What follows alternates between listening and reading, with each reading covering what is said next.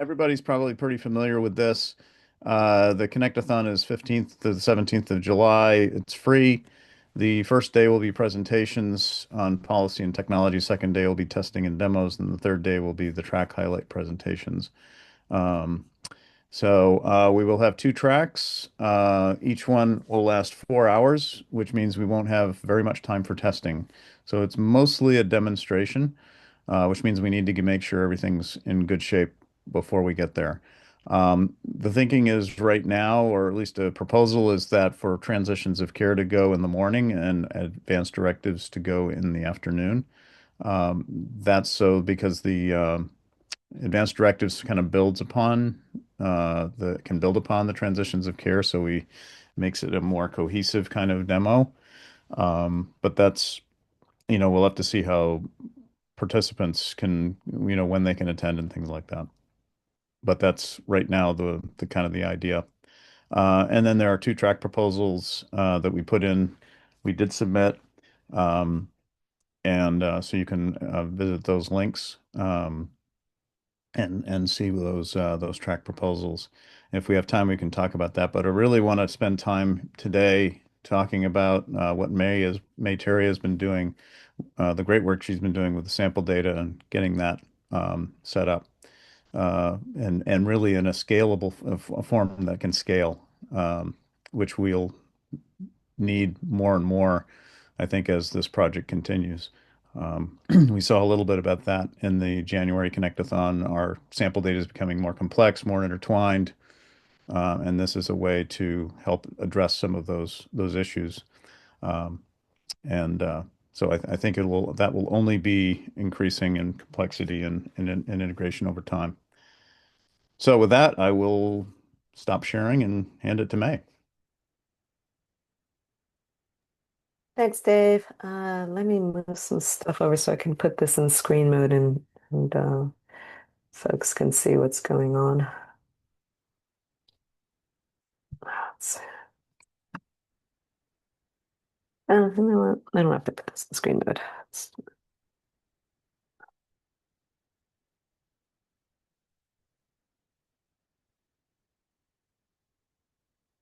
Okay. Can everyone see my screen? It should say sample data processing. Yes, we can see it. Okay, wonderful. Thanks a lot for for being on the call today and listening to this presentation. As Dave mentioned, uh, we have been going through numerous connectathons um, and working on sample data. And admittedly, sample data is incredibly important to help demonstrate and bring the reality and the tangibility of the interoperability among systems when we actually give it a legitimate story and a persona and so forth. It's been going on for quite a while, but one of the things that we have noticed in this is that there have been quite a bit of effort, um, and in some cases, some challenges that we had gone through as we were going through the sample data process. And um, if one can go back to what happened in January, it was quite a bit of a challenge to figure out, especially in a complex transition of care, how that sample data would end up being transitioned over, right, from site to site, whether the timelines were correct. And during the Connectathon, um, how to actually read one of these, not just create them, but read them. So if you see as, again, manually crafting this process, what happened was there would be a story and then there would be a manual creation in this really cryptic JSON format. Where if you're technical, it's fine. You can kind of look through this, but we realize this is a multidisciplinary community. So as we're going through this, when you start seeing this gobbledygook, it becomes difficult to try and piece together and even answer the question, what does this mean to me? What exactly am I getting or transitioning over from site to site or exchanging from site to site? So these challenges where it was difficult to review this raw JSON.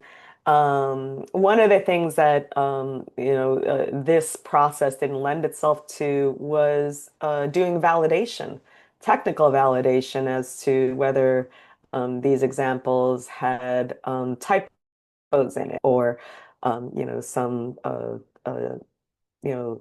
oversight or missed oversight of how things could have been represented better. And in some cases, um, what was assumed to be in this example data didn't reflect what was required within the implementation guide. There's also change control issues, right? As we all recall, that what you had from scene to scene, or if things changed, how do you know it was changed, in what way, and how do you quickly read them if they all had the same kind of title? The data organization was kind of challenging. And then the reusability, if kind of recall, is that we would copy whatever we had in these JSONs from one connectathon to another. And, as we're going forward with this, we realize as examples like Betsy Smith Johnson and even Jenny Mosley, we're increasing connectathon. What may have been more important is that Betsy Smith Johnson, for the most part, was the same with some modifications. It's hard to see how Smith Johnson has changed as you go through these connectathons and in what way. So, this, as Dave mentioned, since this is going to probably get more complicated, especially with transitions of care as we move over time, how do we improve this process? And the tooling as well for the greater quality, readability, reusability, and even extensibility as we want to move forward. Um, so, this is now one of the things that I'm, kind of helping to spearhead here, and dealing with some of these requirements. And by the way, we definitely welcome your input as I'm going through this slide. So feel free to raise your hand. I can't see whether you're raising your hand or not, but if someone can stop me, just let me know, and we can address your questions. The requirements that we have, at least that I have here in looking at this, is that the improvement should consider one or more personas with sample data that can be used across connectathons. That maybe there could be some common tooling that could be usable across, whether you're technical or non-technical, to be able to, read, review, and if you're on the more technical side, even just create and maintain sample data that's available. All these processes and artifacts should be visible by the Connectathon participants, for the sample data. Not just during Connectathon when they're finally inside their applications, but potentially what it might look like as these samples are being created, so that you don't have to start looking at these JSONs and trying to visualize inside your head what's actually being represented. Um, and that's why we want these samples to be understandable by both implementers and subject matter experts. So this is the proposal again, and we don't want to enact this unless we have some community buy-in, because every one of these Connectathon participants, yourselves mainly, are the main consumers of this data. If this data is not usable by you and easily reviewable by you, then the Connectathon will be a huge challenge. And so you're our main stakeholders in this. We want to, we want to be able to migrate this into that common tooling. For those who are not familiar, we use something called Fire shorthand, in a way that's done for a lot of implementation guides that you may have looked at already within Fire.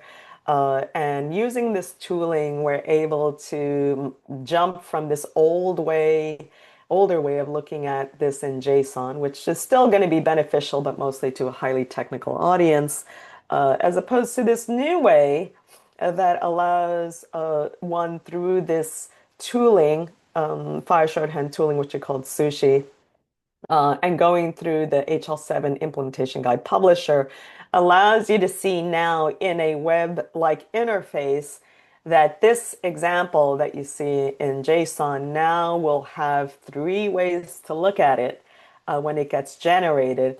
Something that's human readable, which you see here, And if I clicked on XML, you would see the XML representation, which is a little bit more of the technical piece. And then if I clicked on JSON, you would end up seeing this particular representation, which is the way it was currently before. Um, there are great benefits to this. It provides an authoring environment that mixes narrative use case data with direct links to sample data. So we have a persona, right? And that persona has a narrative writing behind it. There's structured data, somewhere like I'm showing you here for readability. This is a great thing that helped me a lot, and I think will help any of these authors of these examples a lot, which is that going through this process in this environment, when you generate these examples that you see at the top, there would be the IG publication check for things that are syntactical errors, things that are potentially misrepresentations of terminology codes that may be in several of the examples, and we've caught several of them during the Connectathon, and hopefully we can catch this at a quicker pace way before, just by putting it in this environment. It leverages great tooling available from HL7, that can be potentially applied to other tooling that's created by HL7 because of the alignment of a lot of the technical folks using Fire shorthand. And as I mentioned before, what's not only that you can have narratives, it provides an environment that allows you to link some of the key aspects of the narratives to the sample data. I'll actually show you what it looks like in a prototype. Um, there is limitations, so it's not a perfect silver bullet. Um, it is that when you have this in one environment, there could be several, but if we combine this all in one environment, there are implementation guide dependencies. So for example, if you have an implementation guide that's Fire R4, um, and then you have one implementation guide they want to add into this that is Fire R5, those are not necessarily going to be compatible in this environment, so we might have to be thinking outside the box of how to do this. Again, it's a work in progress, so hopefully, this will evolve over time. But for now, I don't think this is going to be so much of a limitation on the Fire version as much as some of the IG dependencies related to the terminology that it's bound to at the time. So far from our Jenny and Mosley example and the Betsy Smith Johnson example, these are the two main ones that we plan on carrying forward in future Connectathons. Uh, that doesn't necessarily seem to be an insurmountable hurdle, but it's something to keep in mind, especially as there's HL7 migrations in the future, to R6. Okay, I'm going to quickly pause there to see if there are any questions from folks. Okay. So let me give you a little teaser first, and then I'll get to the process because that's, that way you can you can kind of see this. So this environment, again, let's do the before and after. Okay. I like showing before and afters because you could say, wow, have we been living in this thing for so long? Uh, Again, if we had the September Connectathon. This is the layout, and everything was kind of set up by individual fire resources. And within these individual fire resources, when we were kind of saying to implementers, hey, just download this thing or clone your GitHub repository and grab all your information about practitioners. You can kind of bring them down, but for the implementers or technical folks, but it became very difficult to figure out how they actually fit together. You saw that you'll just see that everything just said, here's just the name of this thing, and it didn't really give a description of what it was. Okay, that is before. In this current one, what you will see is, imagine now that we have our examples now moved into using Fire shorthand, the creation where this is now a PACIO sample data depot. And the sample data depot will mention all of the implementation guides that are kind of used in order to, create the sample, data. So now, for some reason, we didn't consider one of the implementation guides. This is something to bring up. Okay. Um, the uh, there's a list of artifacts that have some kind of meaning as to what they are. In this case, there is Betsy Smith Johnson that has, perhaps let's see, let me give this one, osteoarthritis. And now what you're seeing here, when you look at this example, you are seeing that, this is something that is very nice and readable. It's giving you the categories that you can read, and you don't have to go ahead and look at all this crazy JSON.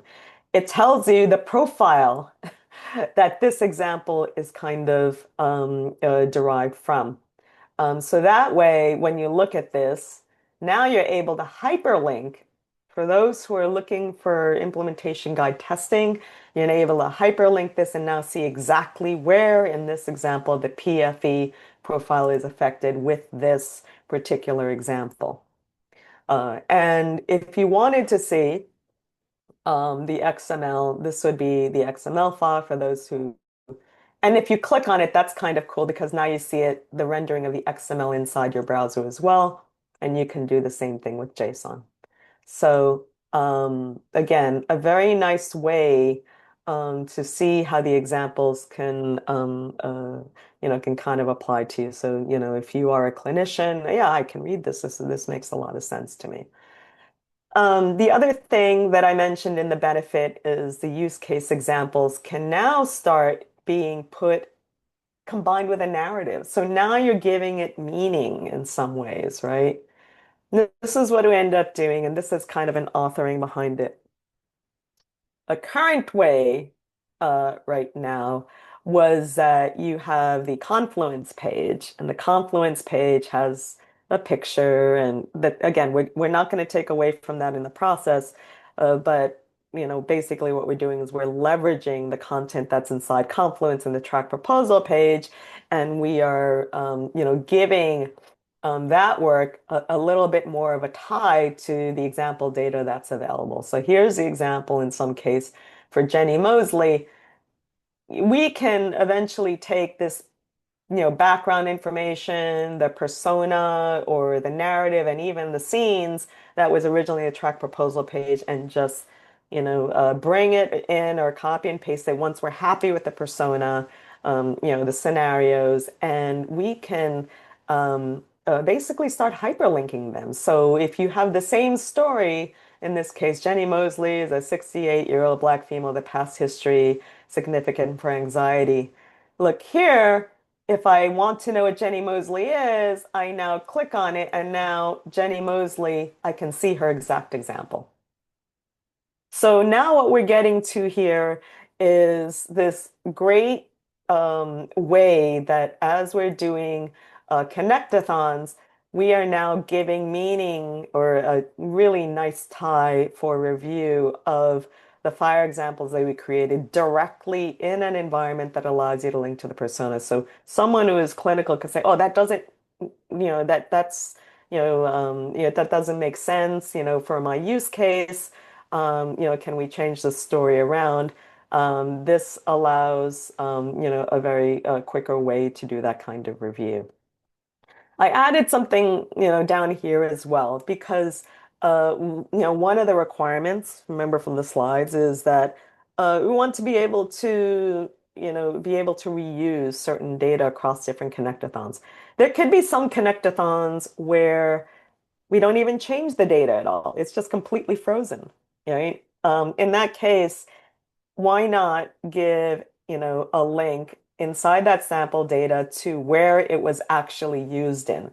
So now you got this sample data was used in the following connectathon.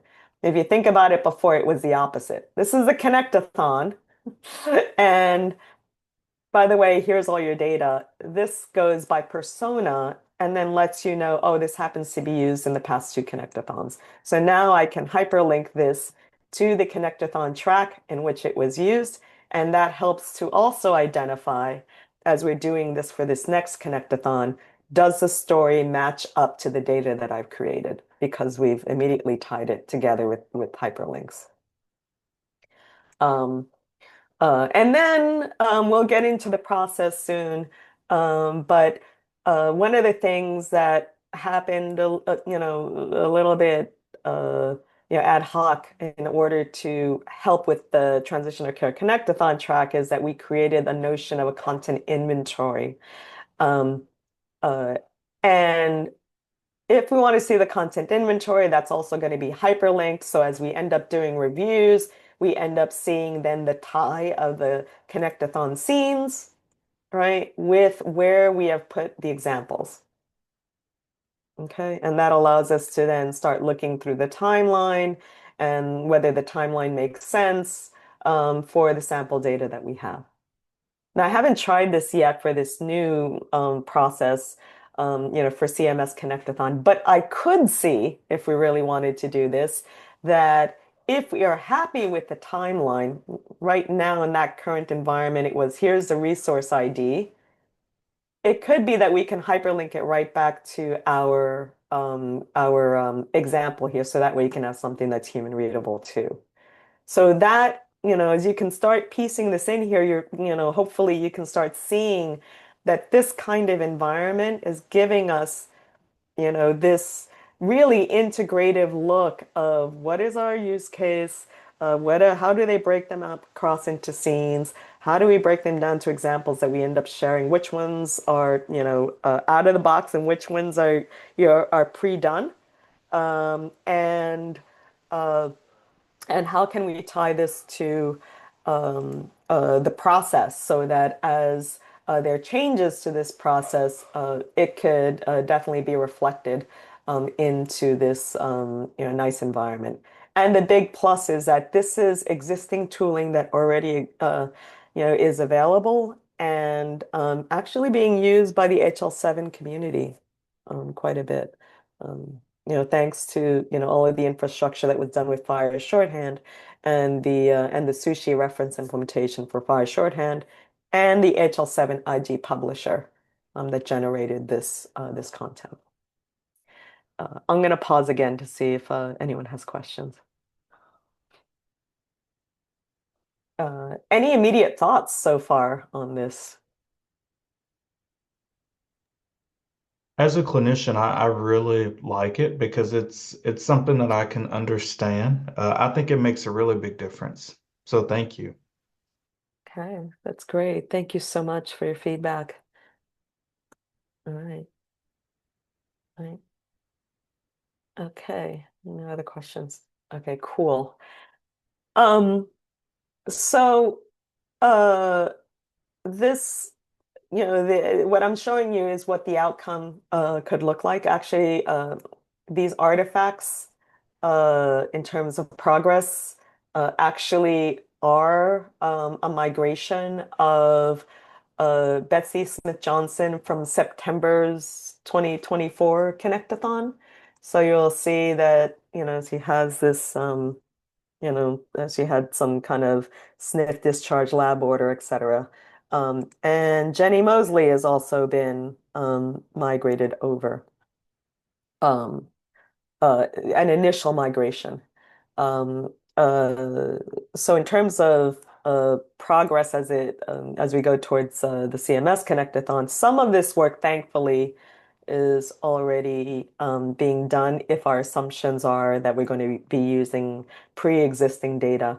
Some of the things that we have to consider, however, is that that pre-existing data was not perfect either. So uh, again, another positive that I wanted to show, even though it's going to look a little ugly here, is that some of this pre-existing data actually did have issues with them. Were they affecting the implementation? No, they weren't necessarily because I think most implementers um, uh, probably exchange data looking for specific elements and not necessarily validated certain codes as to whether they were exact or not. So, as an example, Here is a meta administration. In this meta administration, for this example, so when this was created, it appears that it looks nice, right? So it totally looks nice. And even the JSON may have been fine. But if all you cared about was looking at text, then it was sufficient. But the IG publisher, when it reviewed and validated this example, found that it needed to have actual structured encoded data that represents one tablet by mouth daily. So, so in our phase, we need to have a little bit of cleanup so that you get higher quality data. So this is functional data, right, for our Connectathon, but we can get higher quality data thanks to this environment as we end up doing some of the fixes and the quality report that gets generated when we do it in this process. Again, this was because of the migration in some ways. So we are in a cleanup mode. But what'll happen is as we get better over time, when you have, especially fire modelers and fire shorthand authors, these best practices of having this representation of data and the validation, it's going to become old hat, right, as part of a normal routine. So even for the next Connectathon, the Connectathon after that, it'll just get better and better in terms of the quality of the data, where if you have no errors behind it, right, and they validate to the implementation guide that we are claiming it to be, then it almost becomes reusable for other purposes. So again, I like that it's even showing this because it's kind of a forcing function for us to proactively think about, right, conformance, not just to one implementation guide, but potentially for others, right? So if there are three implementation guides based on US core, right, and one could potentially say that, well, maybe we can use this data as well for US core testing. So again, there's a lot of positives with doing this. All right, let me get to this. But that said, because of the migration, we have some work that's already underway. But if we were going to go through like a first round, right? We have someone completely new, going to do a new persona. What would this look like? And it's still, pieces of this are probably going to look like this anyway. Um, if you were starting from scratch, right? Starting this whole new Connectathon, you don't really know, you're starting to figure out, well, we got to go ahead and test for this. The idea is that um, there'd be various different roles, and it could be that, a role, could be one person, it could be one person that satisfies multiple roles. Um, so this is just the first pass at what kind of people would be involved to do, each of these steps. And I have these little circles here because I want to emphasize that these are iterative. It's not a waterfall model that hey, there's a contract and we finished this and, we're not going to do any more changes based on, the previous step. This is really meant to be a bit more dynamic, but this is how it would start, right? Obviously, the use case and the context or the clinical context behind why one is doing Connectathon would probably start first. It really begs a subject matter expert community. I put clinical facilitator, but it really is a subject matter expert facilitator because if the use case is, say, like about claims processing, then clearly it's got different different folks. But for our purpose here, it may be a SME slash clinical facilitator. That person would be a clinician or business analyst, going through the administrative use cases. And they would create the story abstract and the persona, uh, and the general timeline. And the reason I say do not break this into scenes immediately is because the story is what matters the most, right? Because the story could change how you want to do the scenes, but the purpose of why you're doing it and what that the general story of the patient and the care team and so forth really would end up being preserved regardless whether they did say transition from one site or two sites or three sites. That's why you don't necessarily want to break this into scenes immediately. And what kind of deliverables would we have here? It'd be basically narrative text. In some ways, this is what we're doing already. We don't want to just be, you know, we want to be leveraging what exists, and keeping the good things about the process today. A lot of what we're doing already is a good process.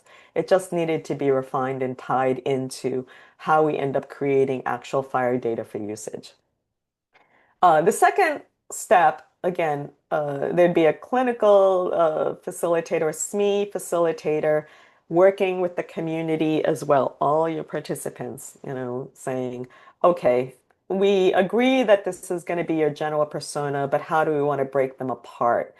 What kind of information, and I say information, not necessarily what kind of fire resources we want to change. No, what information do we want being transitioned from scene to scene? That's what matters most because, um, when you jump immediately into, oh, we want to exchange medication requests or, service requests and fire, you lose the focus of the story at that point. At that point, it's also like mostly, I think, the way the Confluence page, looks like today. Maybe I can bring that up.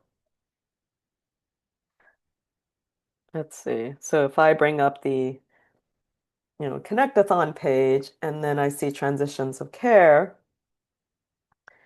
you do basically see a very nice breakdown of the scenes, right? Again, in narrative text, broken down by scenes.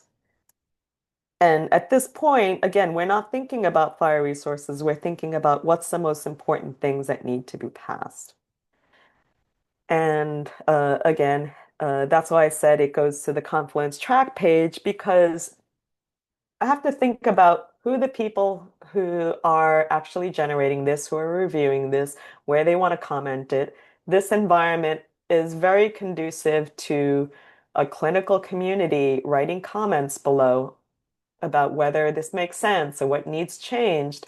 Or if you haven't worked through this before, you can even do it directly within the lines, assuming you have a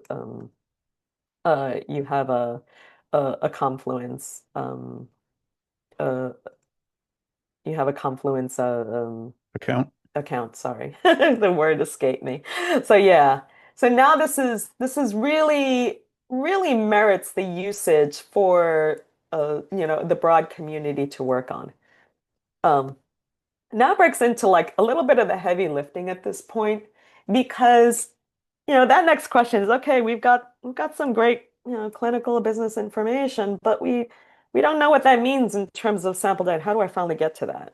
Well, this is a little bit of the heavy lifting, which I think happens now between almost a tag team of two roles, right? We call them sample data analysts, but it's really, this notion of the clinical analyst that help to further identify the scenes. This is what it means in terms of the use case, the clinical or business use case. And then the fire modeler, which is, okay, um, how do I get to translate these things into fire resources eventually? And it now becomes an exercise of a couple of things. One, to take each of these scenes and say, how do I break them down into information elements? Now, I'm gonna do a little bit of the example from what happened with the Jenny Mosley example. Folks may not have been aware of this necessarily, but in order to make sense of it, we basically took the scenes, put them here, and then broke them down into the information that we need. The information that we need, as that is in each one of these scenes, along with a timeline. Okay, so these are all the markers. Notice you can ignore this piece of it at this time because this is the one that the SME facilitator clinical analyst ends up saying, I need stage 3B cancer, right? Represented somehow. I need an SDOH assessment. I need an update of the advanced care plan or a hospice team. Um, then in tag team with the role of who is the fire modeler, they're going to say, okay, well, as I'm looking at some of this information, I realize what I might need is an adverse event, a fire resource that will start to, you know, think about, some of the complications with chemotherapy. I'm just giving this as an example. Um, if that information is missing, and that goes back and forth, where, hey, would you want to know what kind of adverse events you're having? Then that dialogue happens so that the modeler might say, oh, you're missing a couple of required elements. You have to figure out in the story where you can get something like effective date and time, or who performed the act. That might have been missing from the story itself, but you have to have it in order to conform to a fire resource. It's the what I kind of call the pay to play requirement, right? If you wanted to translate this into fire. So the modeler and the analyst would go back and forth, and if there was a gap, the analyst, maybe it could be on a weekly call, that analyst would go back to the community and go, okay, well, whoever is most interested in scene 0, then we need the following information. What information would you like? And that, the community or whoever is the most relevant user, a participant in scene 0 will give that information, and then that ends up being populated inside for that fire mapping. Okay. And that's this down piece here that you end up seeing, for both that sample data tracking spreadsheet, like put it on Google Drive. We liked Google Drive, at least I found it was useful because it provides a very collaborative environment. This is public information, no PHI, right? It's simply for, Connectathon purposes. So, Google Drive does provide a nice environment and hopefully is, accessible by most people. Um, well, assuming that this work is going on, eventually you're going to start getting this tranche of data, right? That you could say, all right, well, we've already mapped, we figured out the fire resources that we need in order to satisfy this particular description. At that point, you can keep a tracker, right? That tracker of who did what, where it gets assigned to, whether it's in progress, whether it was finally done. And the word done at that point could be that whoever does the fire authoring, right, at that point, it's like, oh, I think I have enough information. I think I can create one of these. They will, that fire author will start taking that example and putting it in this format that will say, okay, well, here's what is the allergy, for the ACE inhibitor. And then when that tranche is done, it'll basically run the publisher, and you will end up seeing it available for review in that website format, like I showed you, that implementation guide, where, once it's done, then, as one looks through the tracker, it basically advertises back to the community to say, all right, we have it. Does this content look good to you?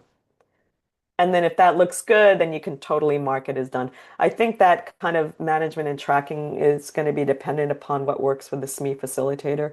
We have some initial list of folks, that we've identified, which I'll explain a couple of slides ahead. So now what happens here is that it's available, able to validate it, go through, potentially the IG publisher catches as this is an issue, this is not.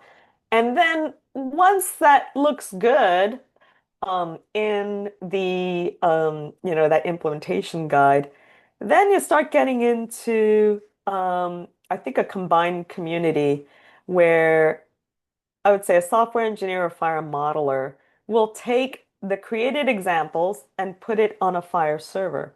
And you don't have to wait until all of it is done in order to put it on the fire server. You can do it incrementally.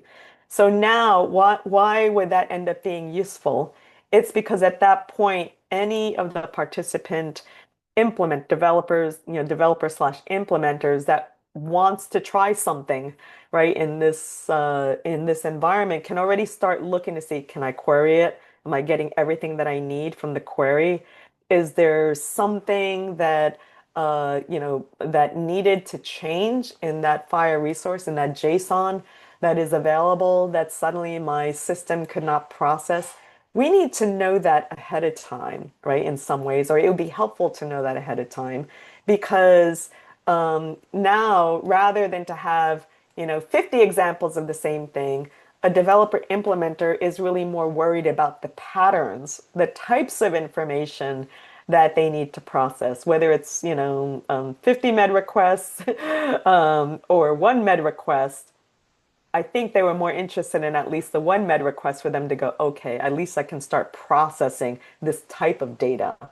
So now we start splitting in this kind of iterative environment. Does the story match the mapping? And then, if so, let's change the timelines around. But at that point, at least if there is at least one, now we've got this really cool environment where it becomes very much like an assembly pipeline. And it allows the engagement of this content rather than saying, hey, is our sample data ready? Is it ready? Is it ready? No, well, now you've got, already available, things that people can test already, that they can query, and so forth. Assuming that takes us to the, everything goes smooth, if it does, I mean, usually that rarely happens, but assuming that it does, if we will go through this in Connectathon, and if everyone is at least happy, right, with that basic set of data from it, eventually you want to freeze that content. Because again, one of those requirements is you want to be able to see what was done over time, right? Well, how did Betsy change, etc. Well, the nice thing about having this GitHub release process is that we can freeze it and we can create a release of it. So that way we can have sample data version one, sample data, this entire implementation guide as a package. We can have version one, version two, version three. And if you like the previous version, you can, and you wanted to start modifying it, you could do something called a fork. And, if you're an implementer or, for us creators of this content, and, we can modify them based on past, right? In a very, while keeping that same web browsery kind of environment that allows you to read the content and link it to a story and so forth. Okay.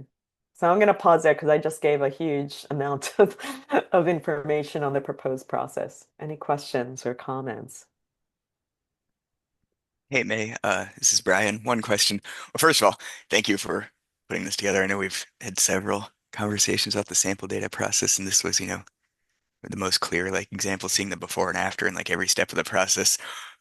One thing from this slide, it wasn't clear to me when the step of going from the sample data spreadsheet to fish. Mhm. Did you imagine that being, manual work of typing the data into fish, or did you imagine using a tool, like some kind of script to automate that? Because I could see advantages and disadvantages to both. I think we can provide two options for it. So, and this is the highest level, and I know we talked about this before, Brian, but I think uh, the ideal scenario is to offer options, and I have tried, especially in migration, um, if you have some automation, I find it gets you mostly there. And Okay, then eventually, you can have tooling that gets you mostly there, and then it puts the modeler and maybe even the analyst in a review mode of how to manually adjust it afterwards. got it. Yeah. But again, totally open. This is a community, this is, clearly community consensus. So we don't want to, you know, we don't want to suddenly just impose, a process that is disruptive and maybe not acceptable because ultimately, folks have to be comfortable with it, right? Everyone has a stake in this for every Connectathon. Um, we honor and appreciate everyone's time and resources in this, and clearly this proposed process also means a little bit of additional involvement in reviewing whether what is created makes sense, right, for usage in a connectathon. So, but yes, Brian, I agree. I would love to have automated manual processes. The changes over time are definitely going to be, can we modify this tracking spreadsheet in a way that can generate fire shorthand dynamically? So that could be that first piece. The ideal perfect world piece could be that you can have even leverage generative AI so that if you have a really detailed story with storyboard scenes, then it might be able to identify which fire resources you have and then even create the fish for it. I've done that on a really small scale. Like, oh, here is Jane Doe, who has the following, conditions on the certain dates. Identify what fire resources there are and create examples. I mean, one can do that, but doing that at scale needs to have a little bit more sophisticated tooling. So. Yeah, the I put in a link. We do have a tool that converts a spreadsheet via CSV over to fish. So our fire shorthand. So that was developed by originally Caleb Wan, um, who was on the project several years ago, and it has been used, by some since then. And it is, it's highly dependent, excuse me, it's highly dependent upon the structure of the spreadsheet. So, I think we had an older version of the spreadsheet that we used, and we would have to, if we wanted to use that script, we would have to update it to leverage more of what May has been showing here. So, Yeah, I and would like to make additional comments. As May show, each of the process is iterative, and it seems to me the whole set of the process is also iterative because when we see in the process of the sample data and any of the developed software development, the change is a constant, and we want to get us ready to bracing for the upcoming change. For example, the late Connectathon participants, if they want to join the story, want to change the story, then how we want to propagate the change and to change the control.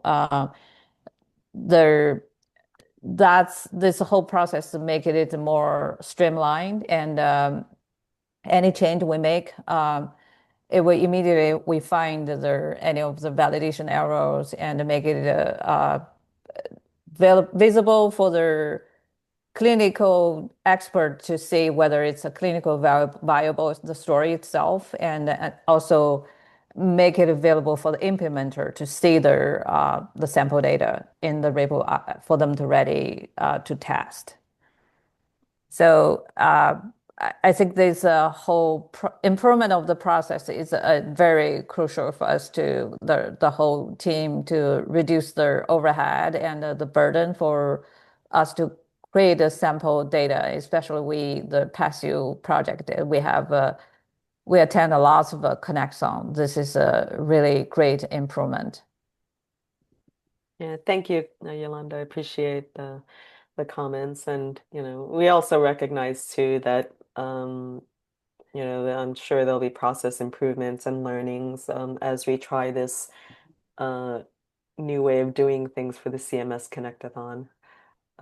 But even from what I've shown you, from January, if anything, the quality of the data is improved simply by putting the representation in fire shorthand and having the validator identify the issues.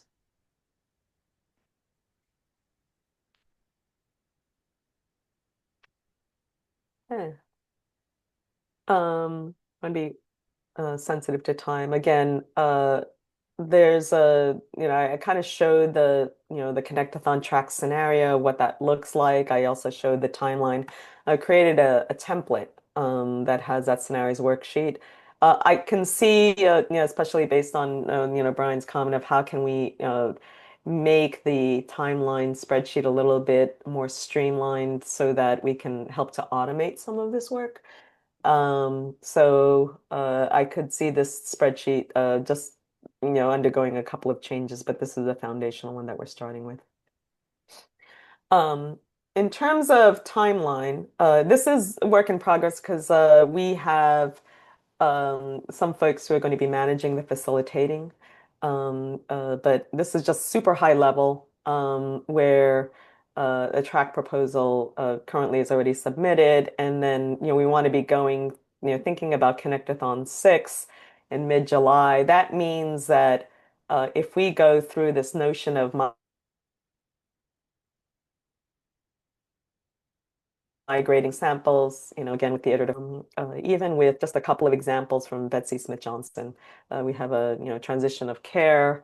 Thankfully we already have some of the storyboard from transition of care. Even if we know that story is going to change, it still gives us a couple of patterns of Betsy Smith Johnson to try and go through this process. So that's where we're going to now.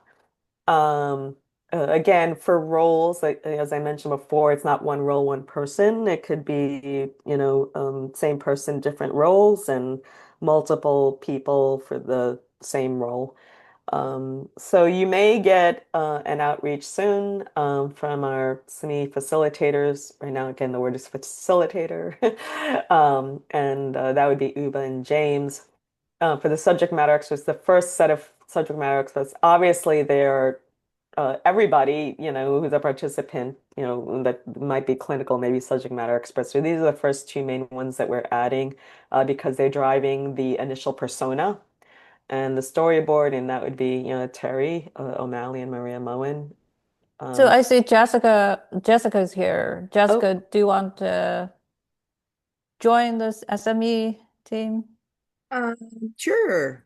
Thank you. again, this is just where it's subject to change because I was just spitballing names.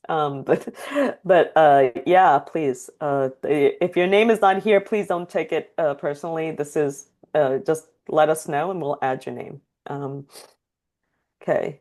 For fire modelers and analysts, I have myself, Brian, Michelle, and James.